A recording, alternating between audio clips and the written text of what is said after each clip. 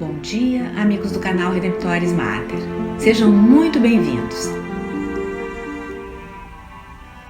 Estamos iniciando uma série de 5 postagens procurando compreender melhor a teologia e as motivações profundas do domingo como o dia do Senhor, pelas palavras do Papa São João Paulo II, na carta apostólica Dies Domini, que foi traduzida para o português com o título Sobre a Santificação do Domingo, publicada em 31 de maio de 1998. Tem sido constatado que muitos católicos não conheceram bem ou já não têm presentes os fundamentos e a importância do domingo como dia do Senhor. E sempre é bom recordar, porque é um dia essencial na vida de todos. E é isso que João Paulo II pretendeu ao escrever a carta apostólica para os seus filhos. Daí a decisão de fazer este post. Comecemos pela introdução do Papa à sua carta apostólica. Desde os tempos apostólicos, tempos dos apóstolos, como o livro do Apocalipse mostra, no capítulo 1, versículo 10, ou a Didaquê, conhecida como o Catecismo dos Apóstolos, no número 14, o dia do Senhor está estreitamente ligado ao núcleo do mistério de Cristo. O domingo é a Páscoa da semana, a Páscoa semanal, na qual se celebra a vitória de Cristo sobre o pecado e a morte, o cumprimento em Cristo da primeira criação e o início da nova criação, como Paulo ensinou aos Coríntios na sua segunda carta, no capítulo 5. O domingo lembra o primeiro dia do mundo e prefigura, na esperança, o último dia, em que Cristo voltará e renovará todas as coisas. Na verdade, podemos dizer que já era sobre o domingo que o salmista exclamava: "Este é o dia que o Senhor fez, exultemos e cantemos de alegria." É o Salmo 117, versículo 24.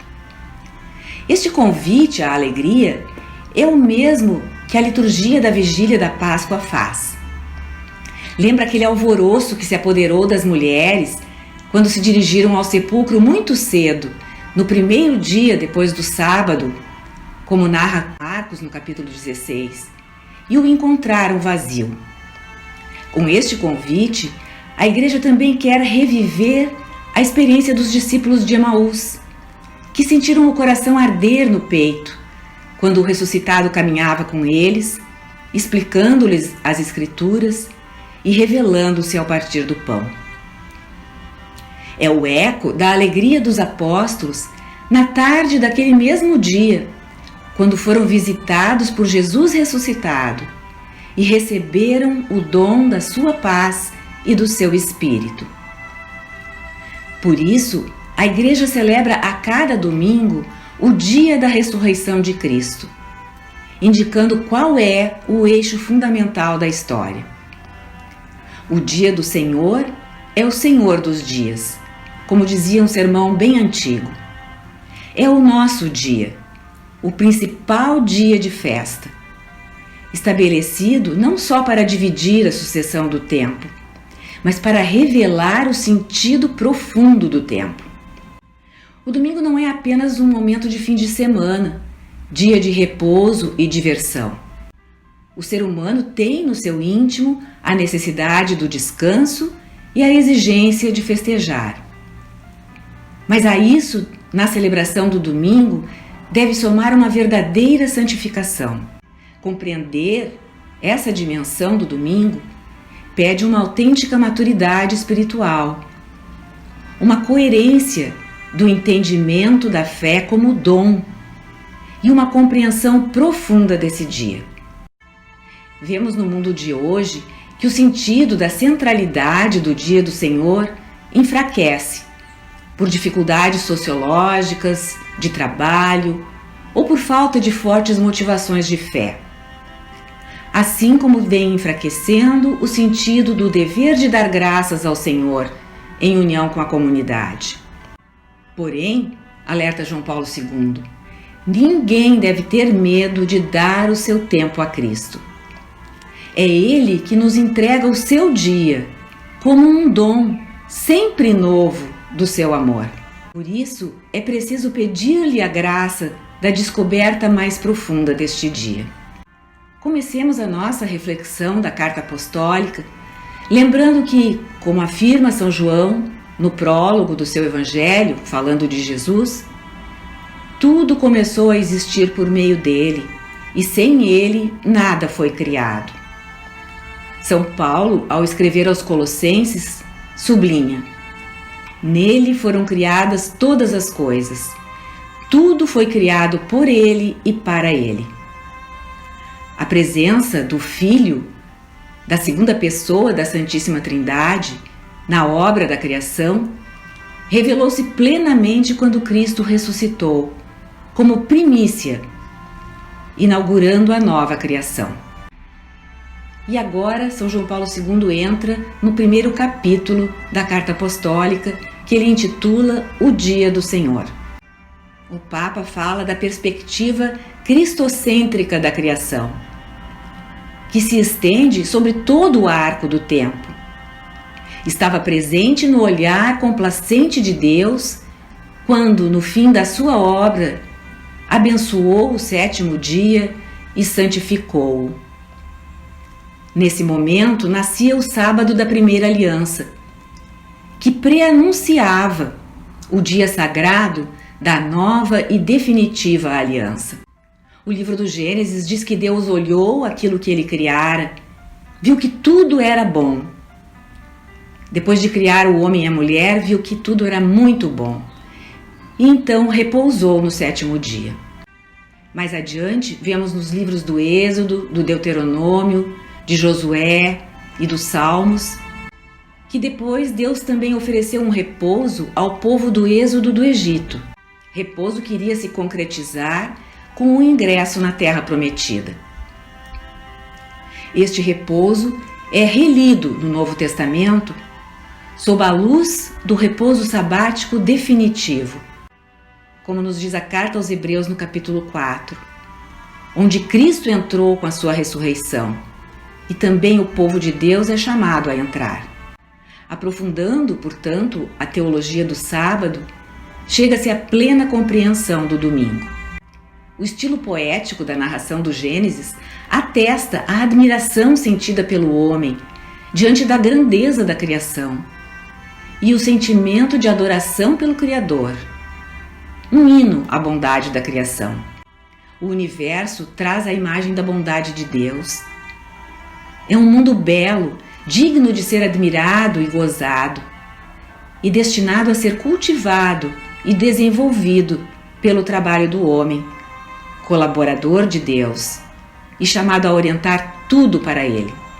O Gênesis diz que Deus repousou no sétimo dia do trabalho por ele realizado. Esse repouso de Deus não é interpretado como uma inatividade de Deus. O ato criador é permanente e Deus não cessa nunca de agir, como o próprio Jesus lembrou, precisamente com referência ao preceito do sábado, falando com os fariseus que o reprovavam por ter curado um paralítico nesse dia. Em João 5,17, Jesus diz: meu Pai trabalha continuamente e eu também trabalho. Deus repousa ao olhar para a plenitude da obra que foi dita muito boa, como que lançando sobre ela um olhar contemplativo da beleza da criação, especialmente sobre o homem e a mulher. É um olhar que permite intuir a dinâmica esponsal da relação que Deus quer estabelecer com a criatura feita à sua imagem, num pacto de amor. De fato, ele se manifesta como esposo diante da esposa em muitas passagens da Escritura, como em Oséias, em Jeremias, em Isaías. Em Oséias 2 está escrito: te desposarei para sempre, desposar-te-ei conforme a justiça e o direito, com misericórdia e amor. Desposar-te-ei com fidelidade, e tu conhecerás o Senhor.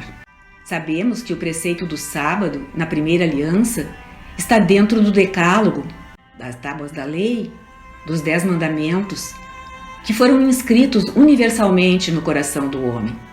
É um preceito que prepara o domingo da nova e eterna aliança. Não é apenas uma normativa cultual, portanto. Por isso, tanto Israel como depois a Igreja não o consideraram uma simples norma de disciplina religiosa comunitária, mas uma expressão qualificante e imprescindível da relação da pessoa com Deus, anunciada e proposta pela revelação bíblica. Portanto, o dia do repouso é o dia abençoado por Deus e por Ele santificado, que quer dizer separado dos demais dias para ser o dia do Senhor. Ele não é Deus de um dia só, mas de todos os dias do homem. Se Ele santifica o sétimo dia com uma bênção especial, é na perspectiva do diálogo esponsal, do diálogo de amor que as palavras da Escritura e depois os testemunhos de tantos místicos não temem descrever com imagens extraídas da experiência do amor nupcial. Acabamos de ver que Deus colocou entre os 10 mandamentos do Decálogo a observância do sábado. E no livro do Êxodo, Deus disse: recorda-te do dia de sábado para o santificares. O mandamento indica algo a recordar, avivar a memória da grande obra da criação no dia em que o homem é chamado a repousar. Repousar no Senhor, devolvendo-lhe toda a criação, no louvor, na ação de graças, na intimidade filial, nas obras de misericórdia e na amizade esponsal. No Deuteronômio capítulo 5, o preceito do sábado é também visto na perspectiva da libertação efetuada por Deus no êxodo do Egito. Recorda-te de que foste escravo do país do Egito, donde o Senhor teu Deus te fez sair, com mão forte e braço poderoso. É por isso que o Senhor teu Deus te ordenou que guardasses o dia de sábado. O conteúdo do preceito divino não é, pois, primariamente uma interrupção qualquer do trabalho, mas a celebração das maravilhas realizadas por Deus.